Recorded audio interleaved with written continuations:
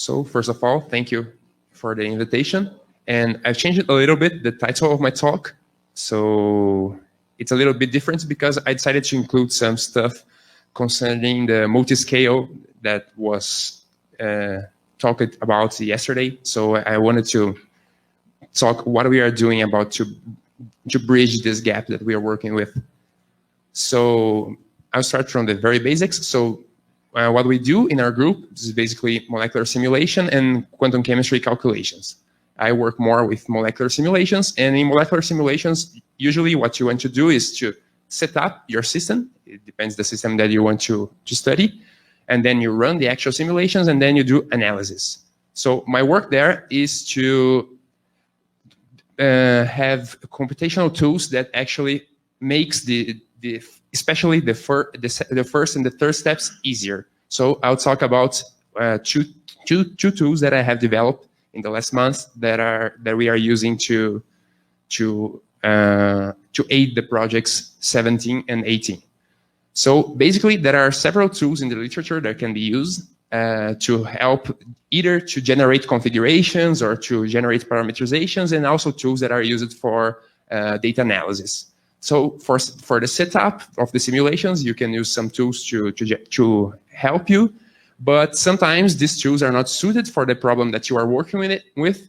So for example, in project 17, we have the problem of generating these nanoporous nanoparticles from crystalline data, and there are no tools that can do that. And for example, have different terminations for the zinc atoms on this kind of structure. So one tool to aid on that task was developed. And on project 18, we have a problem with the parameterization of the molecules of the force fields for the simulations. So this is one of the problems that I will be addressing today. And also of the conformation analysis concerning the dye molecule and the solvents. So to talk about a little bit about the importance of parameterization, so usually there's a strong correlation between the parameterization and the molecular conformations and structure. So here I have an example of a very recent paper that shows that for these two molecular switches, you have that just with a rotation of the group here, this is a molecular switch, so when it absorbs light, it changes the conformation. You can see a different response on the infrared spectra, and you can actually see a different response on the absorbance spectra too. So it's very important to describe the conformations properly in order to get electronic properties of the actual system and not some artificial properties. So what we want to do then is to parameterize those force fields. And here I have the force field terms that we use. I will not go into the details because tomorrow Kalini will talk more about this. But majorly, I will be talking about fitting the dihedral potential here. So to parameterize, to aid the parameterization for the simulations, you can use, for example, LIG-PARGEN. It's a tool that generates a parameterization for the OPLS force field. And the parameterization provided by this server is actually very good in several cases, for small ligands, for amino acids. But for our dyes, the parameterizations are not that great. And for other small organic molecules or organometallic molecules, it's not great either. So let's see some examples, actually. So here I have in green the parameterization that the LIG-PARGEN proposed for us for this molecule right here, the metroimidazole. And in blue, that is actually behind this orange curve, we have the curve of the rotation of this OH group here after performing calculations with Gaussian using Dietrich method and standard basis, everything. So what we see is that the curve that we obtain with the quantum chemistry method is very different than the curve obtained with the parameterization provided by LIG-PARGEN. And you even have a different minima. For example, you have here that the lowest energy configuration is around the dihedral angle of 60, while in the quantum chemistry calculations, you find the minima near the 180 degrees. So what we want to do is to correct for this parameterization to essentially have the right results and the right populations for the molecules. And you can see that the same case for other molecules too. And you can see that these molecules are very small, so you could think that maybe it would happen only for more complex molecules, but it happens even for small, simple molecules like that. So we have a set of tools called DICE tools, and inside this set of tools, we have a script to fit this kind of torsionals, and it works like this. Basically, you perform your quantum chemistry calculations around a rotation around one bond, and then the script makes the fit considering only the torsional energy, so it subtracts the non-bonded energy, which are the Lennard-Jones plus Coulomb energies, and then it fits only the torsional energy. And after fitting, what you end up generally are, here I have the total energy and here the torsional energy. So this is what we fit. So we subtract this blue curve, which is the non-bonded energy, from the total energy and end up with a curve like this, the blue one. We force the fit around the minimums because minimums are usually what we want to describe. And then we end up with a fit like this orange curve, which reproduces very well. In this case, is the green curve. Sorry, the colors are different. And it reproduces very well the quantum chemistry results. So the idea here is that we are providing data and information from the quantum chemistry calculations to the molecular simulations. That's why I say it's a kind of a multi-scale approach. So what the differences that it makes, so here I have a Lig-Pergen parameterization simulation of this molecule here, the mesotyl oxide in gas phase, and here we have our parameterization. And our parameterization is in accordance with the experimental data, and basically in gas phase you have that the major conformer is the CINE conformer, while the Lig-Pergen parameterizations says to us that the major conformer is the anti-conformer. So basically, it's the Lig-Pergen parameterization is giving you a completely wrong idea of what would happen in this case. And these different conformations contribute differently to the electronic properties too. So in order to describe the electronic properties properly, you must take it into account. So this is one way to look at the conformational differences. But now I move to the second part of my talk, where I will actually talk about the things that I was supposed to talk initially, which is actually unsupervised machine learning and clustering.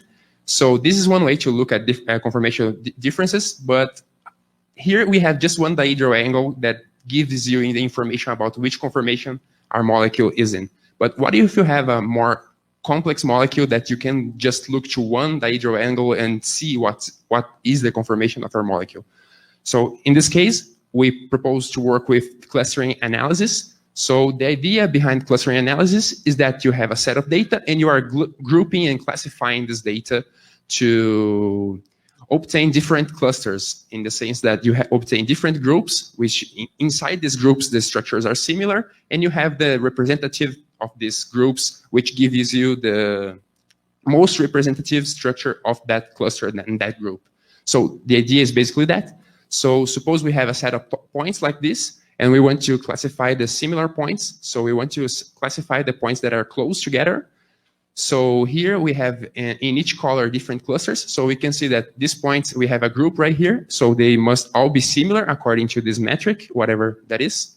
And here we have this blue that are similar and so on. So the idea is to have an algorithm that can automatically do that. So you can provide just the information about the configurations that you obtain from your molecular dynamics or Monte Carlo simulation. And you analyze all those data using the clustering analysis. So first of all, you need to obtain the metric to say how one structure is similar to another. So usually what people do is to look at the root mean square deviation. So the root mean square deviation between two structures A and B are given by this formula right here. So basically you subtract the difference of the atomic positions for each atom and sum them up, and then take the square root. And the RMSD gives you then a number that is the similarity between the structure A and B, or how different the structures A and B are. So let's take a look at this example. So we have the structure in orange and the structure in blue. And if you take their RMSID, in this case, you have a RMSID of 2.5. But actually, we see that the structures are kind of similar. So how we can take into account the similarity? First, what we do is that we recenter the structures. So after recentering, we reduce our MSID from 2.5 to 1.07. But you see that still we could do better. We could rotate the blue structure to kind of fit the orange structure and see if our MSID is lower. So that's actually what we do.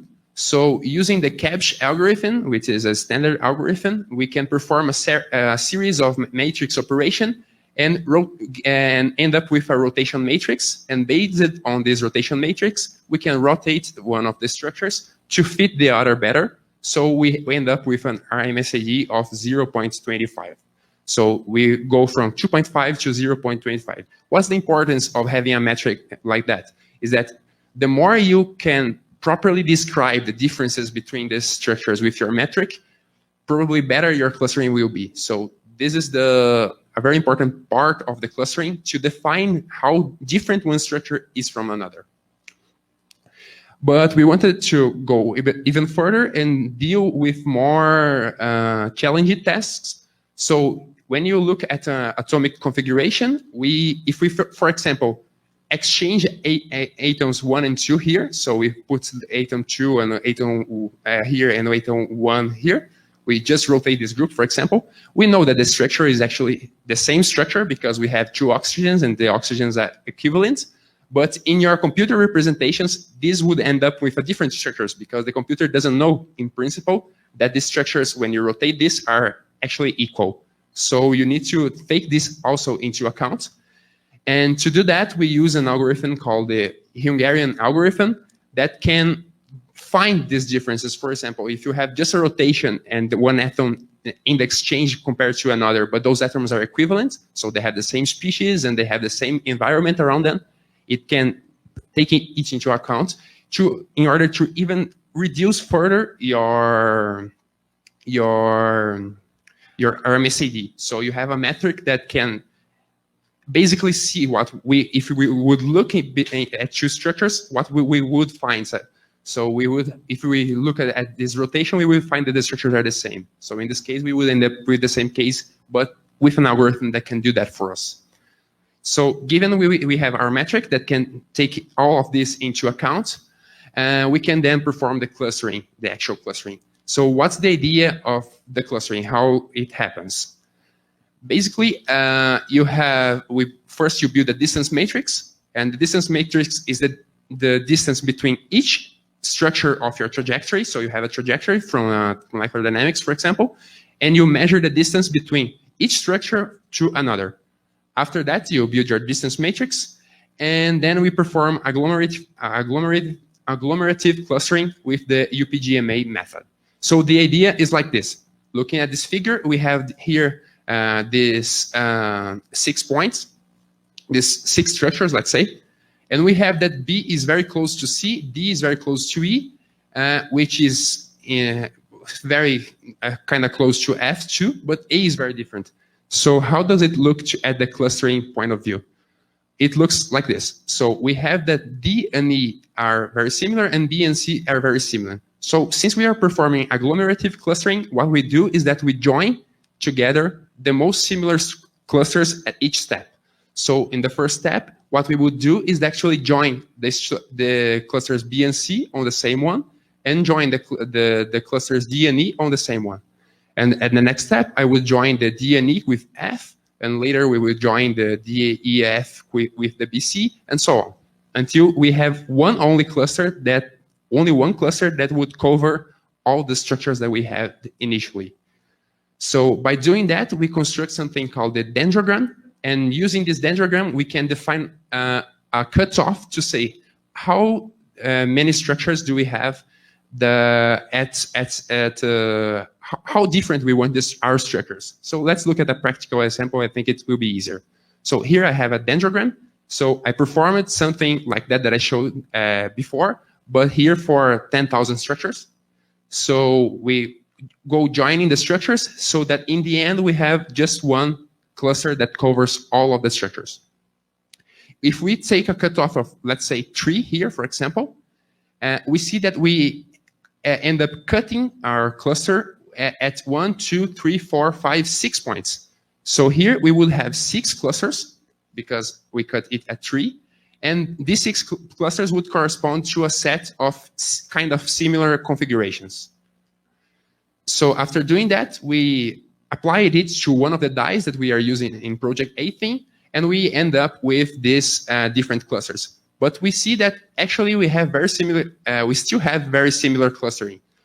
And even inside the clusters, what we have, looking at this picture, is that not all the structures are that similar. So if you see here a superposition of one of the clusters, like it's actually this one, this cluster with 30%, we have that some iodine atoms are kind of on the other side and not on this side.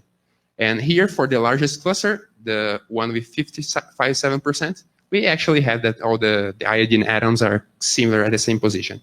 But we thought maybe we could do better and separate the clusters even better. And we found out that we could. And we did that by first doing the superposition of the solute. So in this case, the solute is the dye molecule, this molecule here. And then we find the superposition for the solvent.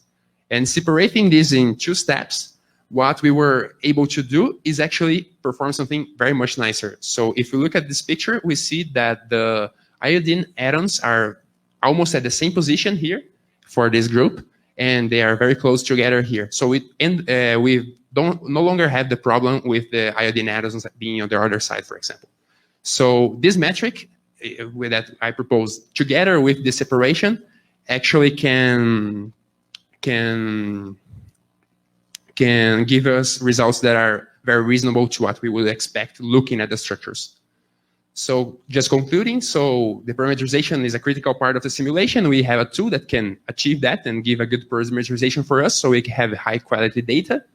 And we can use clustering algorithms to perform clustering analysis and, for example, look for adsorption sites, so nanoparticles that look for how a solvent stays around a solute molecule and this kind of stuff. So this 2-step process seems very nice for that.